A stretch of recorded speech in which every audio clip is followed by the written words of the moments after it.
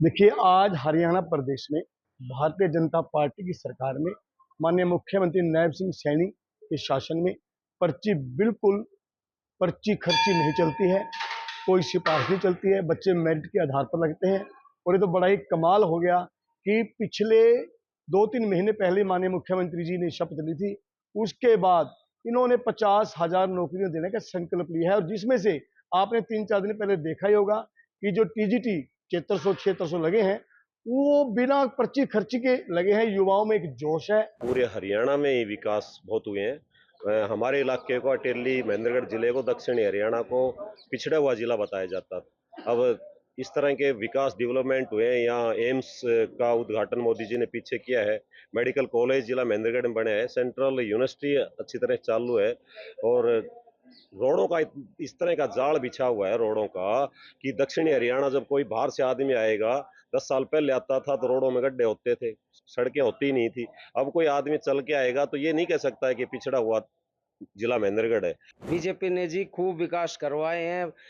हमारे दक्षिणी हरियाणा में तो सबसे ज़्यादा नौकरी बीजेपी के समय में लगी हैं और गरीबों के लिए इलाज के लिए आयुष्मान कार्ड की व्यवस्था और पढ़ाई लिखाई की और सड़कों की जो भी हम मतलब सारी और हिंदुत्व की बात करें तो भी उसमें हमारे देश में अब कुछ बदलाव आया है। अब तो सरकार बहुत अच्छी तरह फसल खरीद रही है।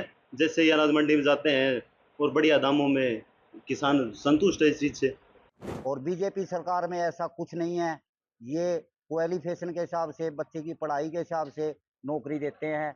बीजेपी सरकार ने वो कार्य किए हैं जो आज तक कांग्रेस ने या इनेलो ने या जो चौटाला राज ने कभी नहीं हुई। सबसे ज्यादा तो इन लोगों ने जांटवाद फैला रखा था। किसानों के लिए अहिरवाल में मुआवजा दिया है, सरसों के भाव बढ़ाए हैं, अपने खरीदे हैं और गेहूं के भाव बढ़ाए हैं। बाजरे के सबसे भाव जो 82 मूल्य के हिसाब में बिकता था उसको सबसे अच्छा मुनाफा दिया है।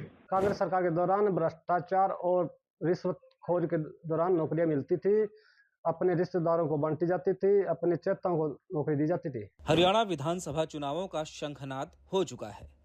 1 अक्टूबर को हरियाणा की जनता नई सरकार चुनने के लिए वोट डालेगी, लेकिन तारीखों के ऐलान के साथ ही प्रदेश से जिस तरह के रुझान सामने आए हैं, उससे कांग्रेस की उम्मीदों को जोर का झटका लगा है।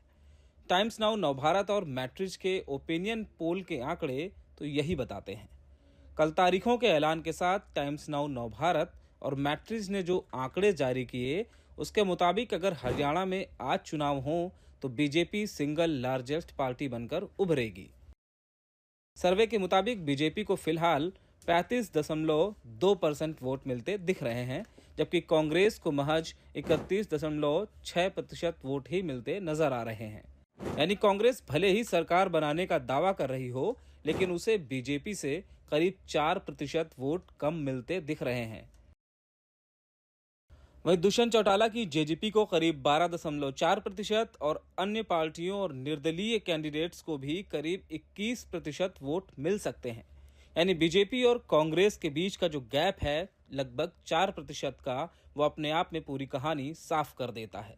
यानी कांग्रेस हरियाणा में जिस सत्ता विरोधी लहर के सहारे कुर्सी तक पहुंचने का ख्वाब बुन रही है, वो ख्वाब हकीकत के धरातल पर नहीं, हवाई अंदाज में बुने जा रहे हैं। और आम जनता अभी भी बीजेपी अटेली में क्या जी, मैं तो ये कहूँगा पूरे हरियाणा में ही विकास बहुत हुए हैं। हमारे इलाके को अटेली महेंद्रगढ़ जिले को दक्षिणी हरियाणा को पिछड़ा हुआ जिला बताया जाता था। अब इस तरह के विकास डेवलपमेंट हुए हैं। यहाँ एम्स का उद्घाटन मोदी जी ने पीछे किया है। मेडिकल कॉलेज जिला महेंद्रगढ़ में बने हैं। सेंट्रल यूनिवर्सिटी अच्छी तरह चालू है। और रोडों का इस तरह का जाल बिछा हुआ है रोडों का कि दक्षिणी हरियाणा जब कोई बाहर से आदमी आएगा, 10 साल पहले आता था तो रोडों में गड्ढे होते थे, सड़कें होती नहीं थी। अब कोई आदमी चल के आएगा तो ये नहीं कह सकता है कि पिछड़ा हुआ जिला महेंद्रगढ़ है। ये कहेंगे गुड़गांव के बराबर का हो गया मामला। बीजेपी ने जी खूब विकास करवाए हैं। हमारे दक्षिणी हरियाणा में तो सबसे ज़्यादा नौकरी बीजेपी के समय में लगी हैं और गरीबों के लिए इलाज के लिए आयुष्मान कार्ड की व्यवस्था और पढ़ाई लिखाई की और सड़कों की जो भी हम मतलब सारी और हिंदुत्व की बात करें तो भी उसमें हमारे देश में अब कुछ बदलाव आया है कि भाई हिंदू एक मतलब अपने खुद की मत से जी सक रहे हैं, तो बीजेपी सरकार में खूब फायदे हुए हैं जी। ये जो बीजेपी सरकार में बिना पर्ची बिना खर्चे नौकरियां दी जा रही हैं, क्या कहना है? देखिए, आज हरियाणा प्रदेश में भारतीय जनता पार्टी की सरकार में माननीय मुख्यमंत्री नायब सिंह सैनी के शासन में बिल्कुल पर्ची खर्ची नहीं चलती है, कोई सिफारिश नहीं चलती है, बच्चे मेरिट के आधार पर लगते हैं। और ये तो बड़ा ही कमाल हो गया कि पिछले 2-3 महीने पहले माननीय मुख्यमंत्री जी ने शपथ ली थी, उसके बाद इन्होंने 50,000 नौकरियां देने का संकल्प लिया है। और जिसमें से आपने 3-4 दिन पहले देखा ही होगा कि जो टीजीटी 700 लगे हैं, वो बिना पर्ची खर्ची के लगे हैं। युवाओं में एक जोश है और आज हरियाणा प्रदेश का जो युवा है, वो पढ़ाई कर रहा है, कोचिंग में जा रहा है ताकि मैं मेरिट के आधार पर नौकरी लग सकूं। शायद इसीलिए अब कांग्रेस के नेता खुद ही अपनी पार्टी को सत्ता की रेस से बाहर बता रहे हैं।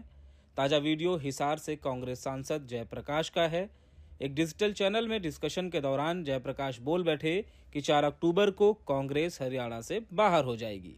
ये वही नारा है जो बीजेपी कांग्रेस के लिए दे रही है। हो सकता है कि सांसद महोदय की जुबान फिसल गई हो और हम इस वीडियो की पुष्टि भी नहीं करते, लेकिन ये वायरल वीडियो बताता है कि कांग्रेस को हरियाणा में भले ही सब कुछ हरा हरा दिख रहा हो, लेकिन हकीकत में रंग कुछ और ही हैं और अभी तो चुनावों में बहुत कुछ होना बाकी है। नमस्कार।